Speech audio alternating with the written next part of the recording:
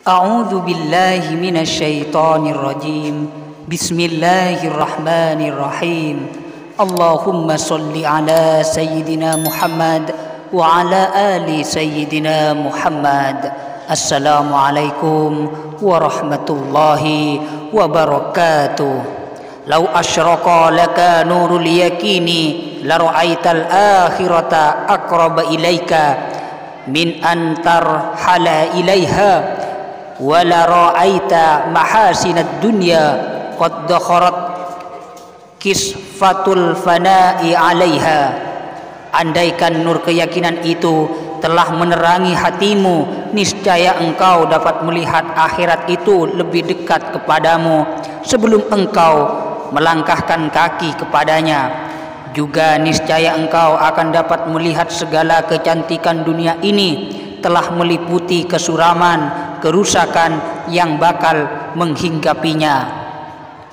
Rasulullah Shallallahu Alaihi Wasallam berkata, sesungguhnya nur cahaya jika masuk dalam hati terbuka lapangan dada untuknya.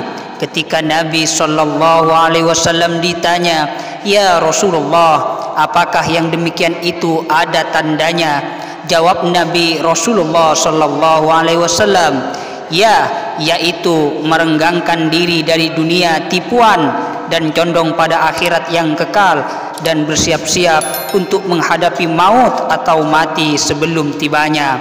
Anas rahimakumullah berkata, ketika Rasulullah Shallallahu Alaihi Wasallam sedang berjalan berjumpa dengan seseorang pemuda dari sahabat Ansar, Rasulullah langsung bertanya, bagaimanakah keadaanmu hai Harisah pada pagi ini? Jawabnya, saya kini menjadi seorang mukmin yang sungguh-sungguh.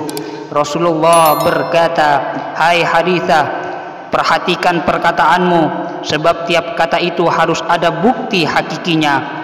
Maka berkata Harisah, ya Rasulullah, jiwaku jemu dari dunia sehingga saya bangun malam dan puasa siang hari. Kini seolah-olah aku berhadapan dengan arsy dan melihat ahli surga sedang menziarahi satu pada yang lain, sebagaimana seolah-olah aku melihat ahli neraka sedang menjerit-jerit di dalamnya. Bersabda Nabi Rasulullah Shallallahu Alaihi Wasallam, engkau telah melihat, maka tetapkanlah, jangan berubah. Seorang hamba yang telah diberi nur iman dalam hatinya, Harisah berkata, ya Rasulullah, doakan aku mati syahid. Maka Nabi Rasulullah Shallallahu Alaihi Wasallam berdoa untuknya. Dan ketika pada suatu hari ada panggilan untuk berjihad, hai kuda Allah, segeralah. Maka dialah yang pertama menyambut dan pertama kali mati syahid. Dan ketika ibunya mendengar berita bahwa anaknya telah mati syahid, ia datang bertanya kepada Rasulullah Shallallahu Alaihi Wasallam, ya Rasulullah, beritahukan kepadaku tentang Harisah putraku. Jika ia di surga, aku tidak akan menangis atau menyesal, tetapi jika lain dari itu, maka aku akan menangis selama hidupku di dunia.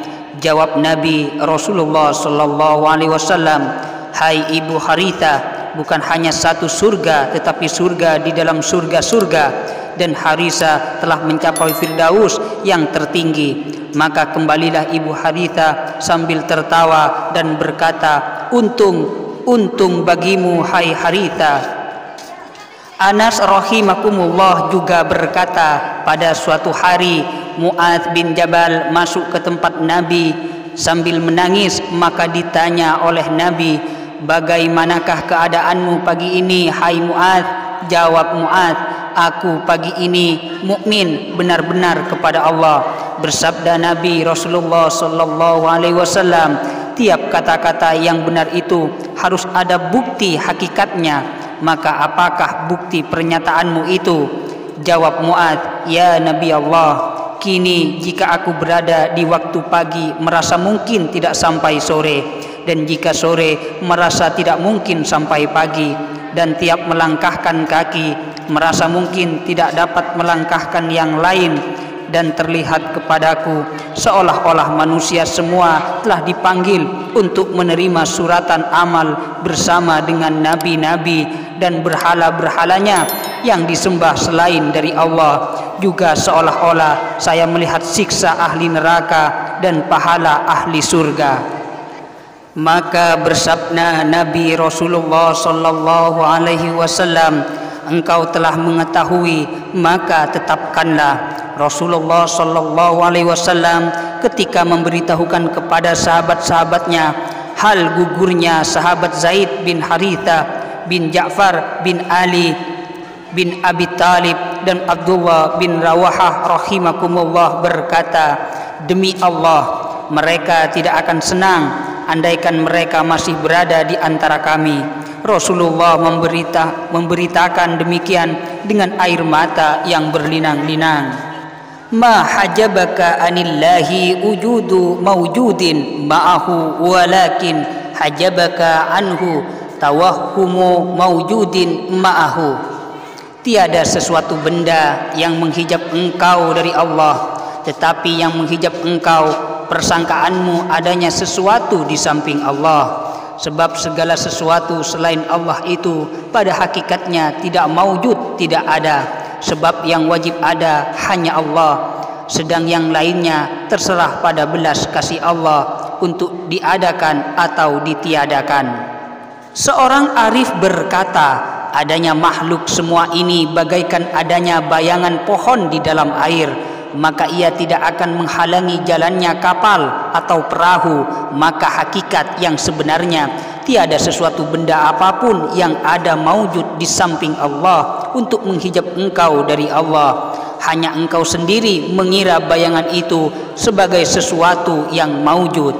Lain contoh, seorang yang bermalam di suatu tempat, tiba-tiba pada malam hari ketika ia akan buang air, terdengar suara angin yang menderu masuk ke lubang sehingga persis sama dengan suara harimau, maka ia tidak berani keluar. Tiba-tiba pada pagi hari ia tidak melihat bekas-bekas harimau, maka ia tahu bahwa itu hanya tekanan angin yang masuk ke lubang.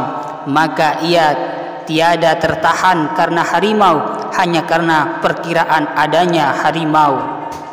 Laula zuhuruhu fil mukawwanati ma waqa'a 'alaiha wujudu absarin law dhakharat sifatuhu ismahallat mukawwanatuhu.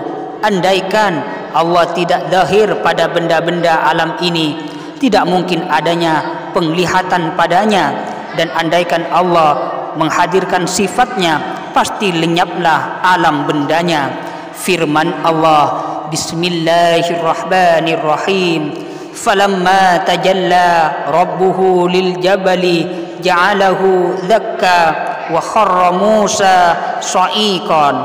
Ketika Allah bertajalli kepada bukit, hancurlah, lenyaplah bukit itu, sedang Nabi Musa jatuh pingsan. Rasulullah sallallahu alaihi wasallam bersabda, hijab Allah itu berupa cahaya, andaikan dibuka pasti akan terbakar segala sesuatu yang menghadapinya. Adhara kulla syai'in li'annahu al-batinu wa tawa wujuda kulli syai'in li'annahu ad-dahiru. Allah yang mendahirkan segala sesuatu karena Dia Allah yang bersifat batin, dan Allah melipat adanya segala sesuatu sebab Allah itulah yang zahir, jelas pada tiap-tiap sesuatu. Sebab alat penglihatan manusia ini serba gelap, tidak hanya cukup dengan mata dan benda yang dilihat, harus dibantu oleh nur cahaya yang menerangi mata dan benda yang akan dilihat. Sedang Allah itulah yang nurus samawati wal ard, Allah itulah yang menerangi langit dan bumi. Abahalaka an tandura ma fi mukawwanati wa ma adina laka an takifa ma'a dhawatil mukawwanat. Kulinduru madha fis samawat fatahalaka babal afhami wa lam yakul undurus samawati li alla yadullaka ala wujudil ajram. Allah mengizinkan engkau melihat alam sekitarmu, tetapi Allah tidak mengizinkan engkau berhenti pada benda-benda alam. sebagaimana firman Allah, katakanlah, perhatikanlah apa yang di langit-langit itu, Allah membukakan bagimu jalan untuk mengerti, karena itu ia tidak berkata. Perhatikanlah langit-langit itu supaya tidak menunjukkan kepadamu adanya benda-benda itu, sebab benda-benda itu adalah buatan yang rusak dan tidak kekal. Maka jangan sampai tertipu sehingga kau kirakan berdiri sendiri seolah-olah terlepas dari ketentuan Allah. Dalam kitab Lathaiful Iman tersebut, alam ini tidak akan ditegakkan untuk engkau perhatikan, tetapi untuk engkau perhatikan padanya kebesaran kekuasaan Allah yang mengatur. Al-akwanu thabitatun bi'ityanihi wa mamhuwatun bi'ahadiyati dhatihi. Alam ini ada bila ditetapkan oleh Allah, tetapi alam ini musnah lenyap dengan keesaan zat Allah. Keesaan zat Allah yang tidak bersekutu atau berbanding itu melenyapkan segala apa saja, yakni tetap Allah yang tunggal, dan segala sesuatu selain Allah bayangan belaka dan bekas buatan Allah.